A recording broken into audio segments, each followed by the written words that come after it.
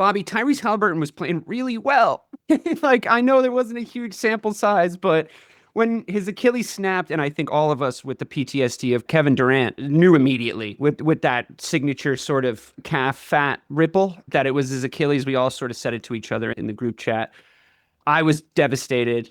And then I thought, well, maybe they could still win. They were up at the half, for gosh sakes. The Oklahoma City Thunder, not the plucky underdog Pacers with everybody counted us out. We were never the favorite in any series. Would have been an absolute Cinderella story. Bobby, I'd ask you to speculate. Do the Pacers win that game if Halliburton's injury doesn't happen?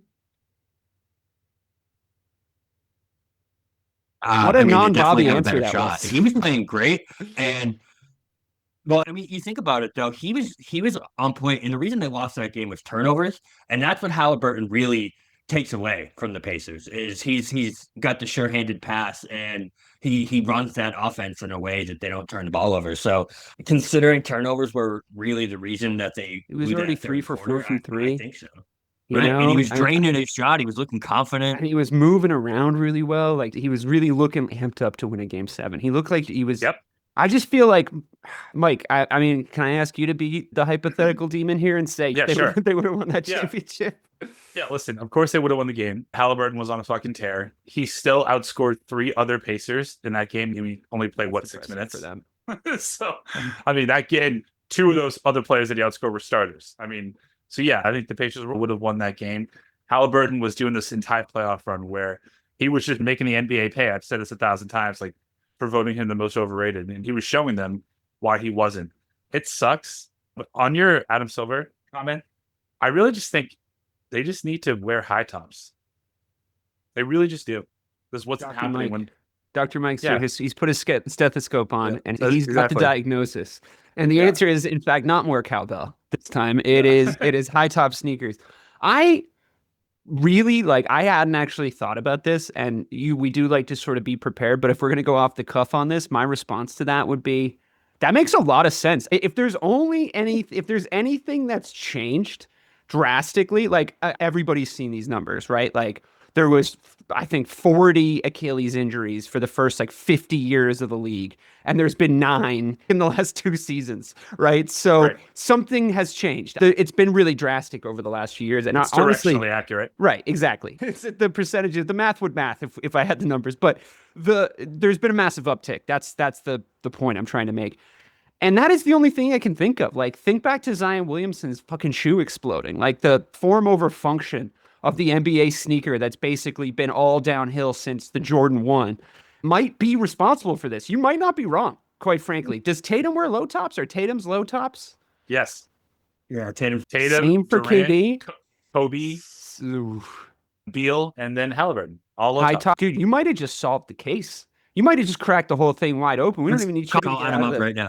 Call that lizard up and tell him that we can still play 82 games, and he Yeah. can just put his human suit back on, come out and tell us all about the Mike Marcangelo plan for saving Achilles. That's amazing. Honestly, that makes a lot of sense to me. I was going to say we should probably just play 72 games. It's the games. We're in an era of load management now, Which so we also shouldn't wrecks the play regular games. season. It fucking wrecks the regular season, the load management era. To be honest, I have been, and this is just between me and you guys, and everybody listening to this recorded podcast. Well, not really, but yeah. Don't tell anyone, but my interest in the NBA regular season has been ticking down percentage by percentage for the past decade, I'd say. I watch key games now at this point, big matchups, big Saturday games. I'll usually have on Eastern Conference rivals for the Celtics. And then if there's a player I like on and I have nothing else to do, I'll put that game on. I've been paying for League Pass for 10 years, and I definitely utilize it less and less as far as bang for your buck goes. I feel like when I first started getting League Pass, I just had it on my TV at all times. I had some game. If there was one on, I just had it on. Now, maybe that's indicative of the fact that I'm getting old and my attentions are changing. Yeah, maybe I'm an adult now. That could be part of it. My budding interest in the Second World War grows as my interest in basketball wanes. That's just what being an old white man is. But we already have a regular season problem. So even if you can't blame the injuries, can we make the regular season a little bit more and make the games count more? Not to blow this entire thing up, but isn't it really just a second, like a post-Christmas to mid-March problem? Because it feels like the Yes. league is solved for everything up until Christmas Day, and Christmas Day matchups are usually awesome, regardless of whether the NFL wants to fucking try and take over that. But then it's like nobody gives a shit about the All-Star game because the players don't give a shit about the All-Star game. The dunk contest is it sucks again. So it's like we really don't have any interest in the league from December 26th until like The All-Star game gets better if we knock 10 games off the regular season as well. And quite frankly, if it were up to me, if you give us, let's do it like this. Let's play a little game here. We're the board. We're the NBA board. We're 3 lizards wearing human suits, and we run the National Basketball Association. We're going to make unilateral decisions on this. So we'll have to come to at least a majority agreement. All right. Sounds fair. I'm taking the regular season down to 72 games, and I'm taking the first round of the playoffs back down to 5. Who says no? I agree. Well, Mike, before I agree to the regular season, is there still load management requirements in order to qualify for like those player awards? Because right now it's what, 60 games? I think we 60. do it on the honor system. We take the load management requirements off and we go like, we took 10 games off the schedule. Don't be pussies. But, I think, but and we that just is- have a but now conversation with the players union. the season's still now 12 games longer than their load management requirements currently. Yeah, but no more load management requirements. Like we take those away. So yes, we get some back, but in return, how about this for an idea? A Christmas, with the exception of Christmas Day, let's say after Christmas Day, St. Stephen's Day, as we refer to it in Ireland, December 26th, you get a Christmas break. You get 3 weeks off. That's those 10 games. That's where it would have happened. You get 3 and like a half weeks off or whatever it would come out to. So in the middle of the season, you get a full-blown rest and recovery period. It's been proven to work in other sports. It's a thing that works in Germany. They're big on the health science, the sports science stuff there. I think that would be a really enticing thing for the players because we don't have any coverage for that amount of time. And then we come back to the All-Star break. We end the break with the All-Star game so that they can use the All-Star game, the dunk contest, the three-point contest to warm back up for the season. A little incentive on the competitions there. Yeah. Yep. I like mean, it in theory. I would just move your dates. I would have the entire month of February off, but the last like 3 days in February being the Because you three-point think shootout. everything up until that point is pretty much fine. Shortening season sounds like a good idea to me because if you remember the 2 best regular seasons that we've had in recent memory, it was the 2 shortened regular seasons, the COVID Yeah. year and the lockout year. Those 2 Yeah. regular seasons, the games meant so much, and you were like Right. riveted by each one of them. Year was fucking great. Dude, that was awesome. so memorable. Started on Christmas Day, and what did they play? I think they played like 40-something games that year. Yeah.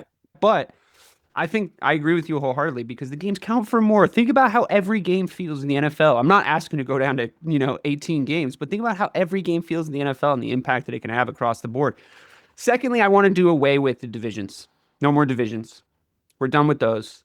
We're going to do a pure seeded strength of schedule. We're going to do a fully transparent seeded strength of schedule scheduling every year where we just like do a show.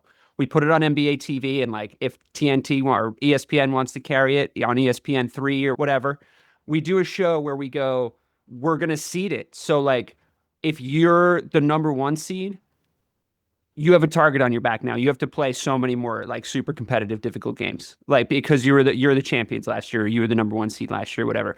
If you suck, you only get to play for the most part teams that suck now or sucked last year. So I think what that does is it gives us a chance for teams that suck to get better and get more parity in the league than the following year, and it creates a situation like we had in the West this year where a lot of teams are duking it out for similar positions, and you can do East-West seeding. What do you think of that idea?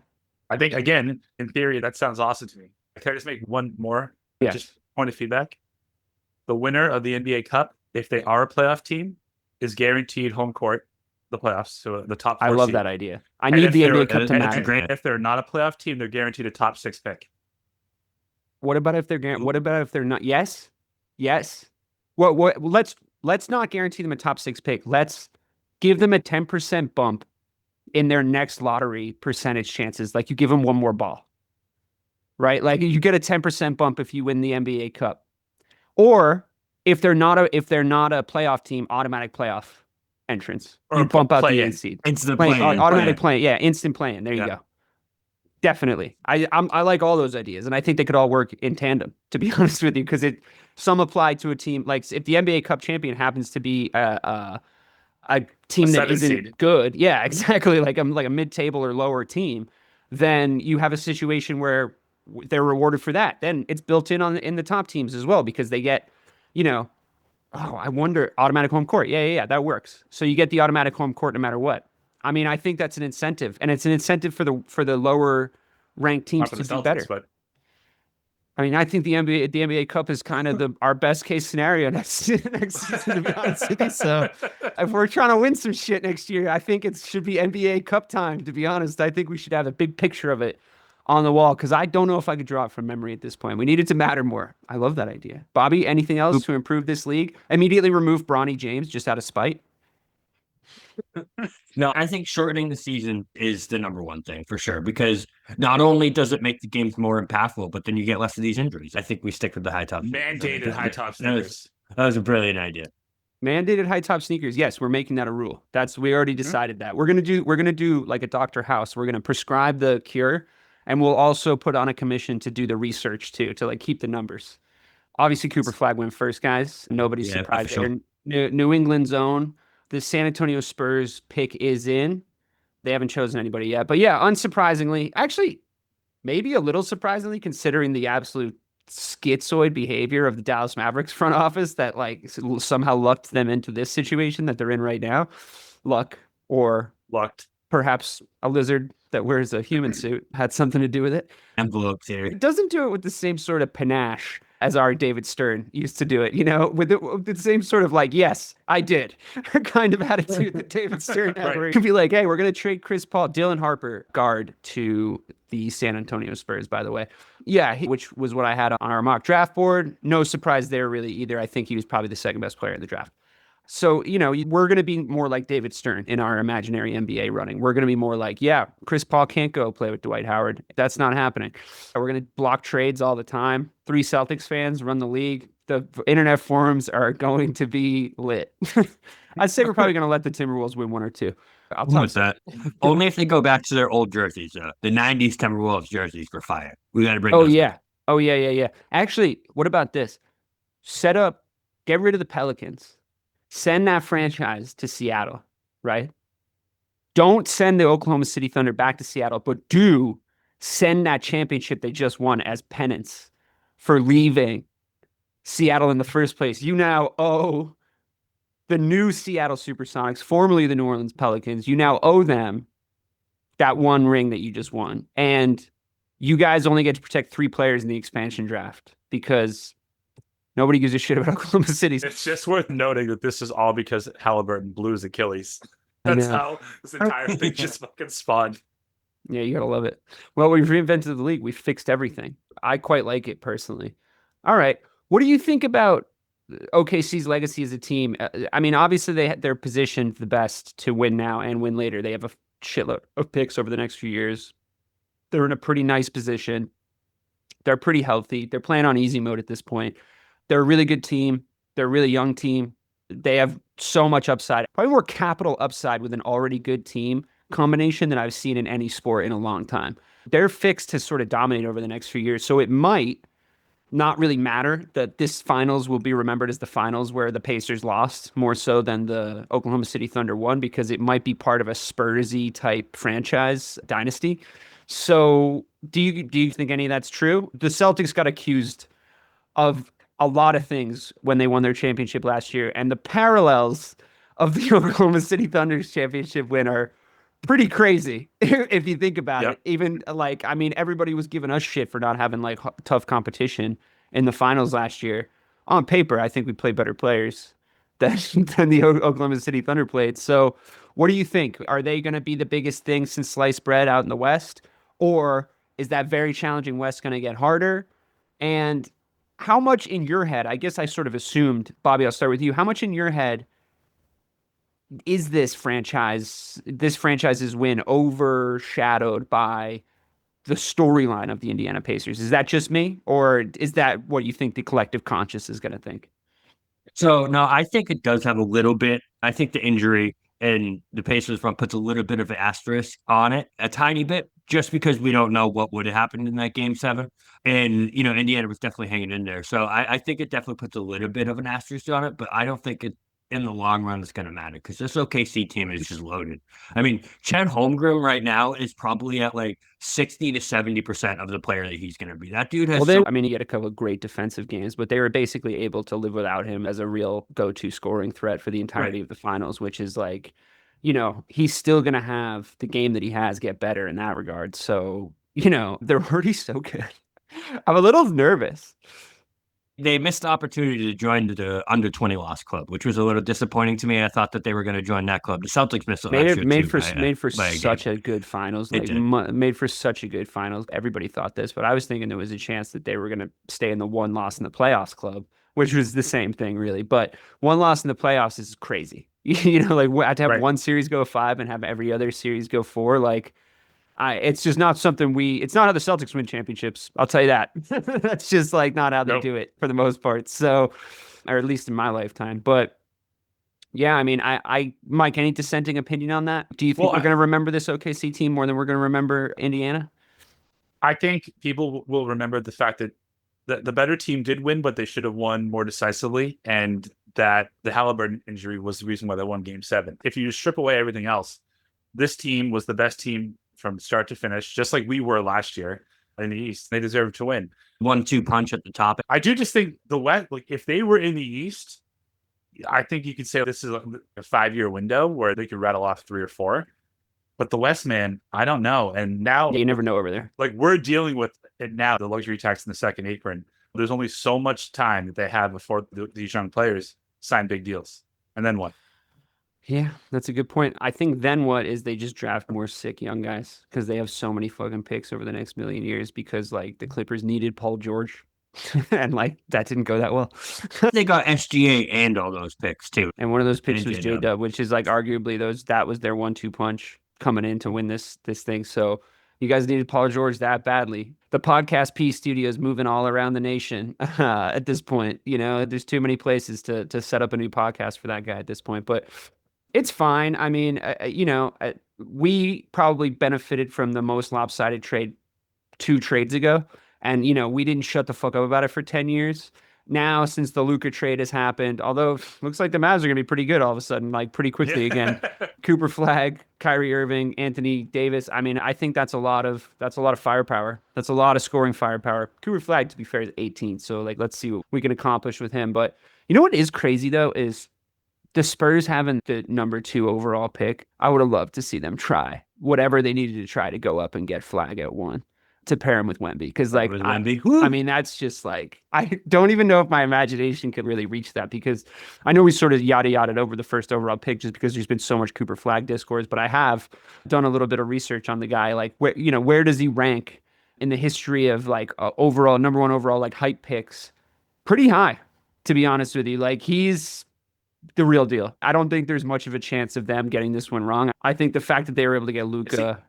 Quick question: is he ranked higher than Markelle Fultz was ranked at that time? Yes, because he was like a can't miss. He was kind of a can't miss. There was already talk about his shooting form and like they might have to work on his shot. There was like a lot of weird kind of things happening with Fultz, I think, when they were first talking about him. But I think that was also generally regarded as like a bit of a weird draft. But VJ Edgecombe first surprise of the draft. Yeah. I had him going 4 to Charlotte. VJ Edge. They have so many guards. That's really center. They're gonna have to play him next to Maxey. Him and Edgecombe can play off the ball though. I think that's what they're thinking. Because Maxey's not just Maxey. There's a shitload of guards over there. That's really strange. Yeah, I mean, I guess he's pretty good. He's good. He's a good defender too, perimeter defender at least. Yeah, that's cool. Good for him. Trust the process. That's worked out really great for them so far. What were we talking about right before that? Oh yeah, Cooper Flag. He's genuinely so good. He's really going to be sick. And I think that Tatum draft with it, that Fultz went, I think it was just regarded as a little weird because wasn't that the Lonzo Ball draft too? Yeah. That's why we traded back to 3. That was weird. Like Lonzo Ball conversation was really weird because it was being heavily influenced by his dad, his sort of like pre-celebrity and like the Ball family and like all that stuff. So I think it was throwing like a lot of teams off. And I think the fact that like the head ball number 1, the left ball, he was pushing to send him to the Lakers, right? So it was like, yeah, it'd be fucking weird if the Celtics of all teams took him now. Like, that's really strange. And then just sort of the like needs must at that point, right? Like we were sort of like, do we like, even if Fultz is like all that and a bag of chips, like we need a forward. So if they rated Tatum, that was the time to take him. That was the smart thing to do. So yeah, I mean, I'm not crazy surprised that it worked out the way that it did that year. Just like we're not at all surprised about this. But to your point, Mike, like, could he fail? Of course. Like, there's no such thing as a 100% guaranteed lock. I'd say, like, I think that was the only one where it was like, I mean, because he had every single box checked. Like, he had already like proven that he was never not going to get in trouble. He had already proven that he was the best athlete we had seen coming into the NBA, probably in our lifetimes, because he's definitely the best athlete that we've seen, like, get to the level that he has. I don't know. I mean, I think that was the last time that was like the most lock. I don't think I would rate him higher coming out than like Tim Duncan, but like as far as other number 1 picks go, I mean, he's pretty up there. Well, it's definitely more guaranteed than Fultz, though, because the Mavericks wouldn't even consider trading this pick, and the Celtics traded that number 1 pick. Do we think he's more guaranteed than Kyrie? Yes. John Wall? Yes. Yeah. You're naming guards, so it's like hard for me because I'm like, he's a really good like 6'8" forward. You know, like it's just people hard. are comparing him to Tatum coming out. Yeah. Well, I mean, I feel like the last consensus this guy can't fail was Cade Cunningham, right? And Vic Wemby. Like those two are like Wemby. Yeah. Wemby more so than Vic, I think, or than Cade. It's weird too because is Kyrie out for the whole season? Because like Kendrick Perkins was on the NBA draft pre-show being like they're immediately a championship contender, and it's like, isn't he hurt though? Isn't Kyrie hurt? It's gonna be like they have him projected to come back right around Christmas. Yeah. He tore his ACL. Who is he when he comes back? Are we fully in the era now where if you tear your ACL, you can come back from it? Yeah, 100%. Remember when that was like a career ender back then? Yeah, I do. Like in our lifetime. Came back in like 6 weeks in Russia. AP was like, I put a video of AP came out of him getting into a fist fight over a poker game, and he got his ass beat, which is kind of crazy because the other guy was just like a poker playing like chubby guy, and he was AP, and he got pieced up. Just goes to show. Doesn't mean you can fight if you play in the NFL. He can run though. Yeah, you can definitely run. I mean, use what God gave you, man. Get out of there. I'm ready to just stiff on him. Challenge him. Instead of a fight, how about we fucking race?